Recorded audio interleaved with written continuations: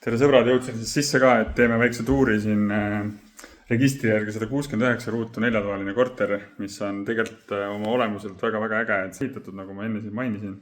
Lähme vaatame siis elutoa poole ka üle, et sellised suursugused ägedad diivanid, väga korras, uus tehnika, söögiala.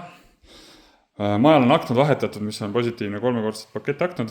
Nagu enne mainisin, siis tegemist on elektriküttega, aga tead, siin kohal olles tegelikult ei olegi üldse oluline. See aura siin on nagu see, mis siin nagu mängib rolli, et mulle isiklikult nagu siin kohal olles nagu täitsa meeldib. See köök on huge lihtsalt.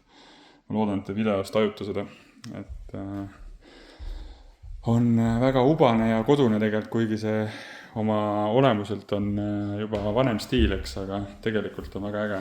Siis on üks suurem magamistuba, suure sisseehitatud kapiga ja siis on voodiga olemas, suured aknad, vaatega siis siia tee poole. Aga tegelikult siin see liiklus on suhteliselt madal ja müra on siin suhteliselt nulli lähedane. Siis sellel magamistoal on ka oma vannituba, või mitte vannituba, vaid väike WC ja värskendus. Siin saab kraanikauss ja kõik muu olemas, et privaatne selline mõnus. Siit kui edasi minna, siis see esiku osa muidugi on ju, et see on nagu kellegi elutuba, sama suur. On veel 2 magamistuba väiksemat. Üks on diivan voodiga, siin on üks praegu arvutilaud, selle saab ära ka eemaldada, kui kellelgi soovi pole. Kelder on väga suur, sinna mahub igasugust kraami ära paigutada. Siis on üks magamistuba veel, koos sisse ehitatud liugustega garderoobikapiga. Ilusti valgustused on isegi üleval, et 95. juba mõelda selle peale. Ja teine vannituba, et WC ka siis.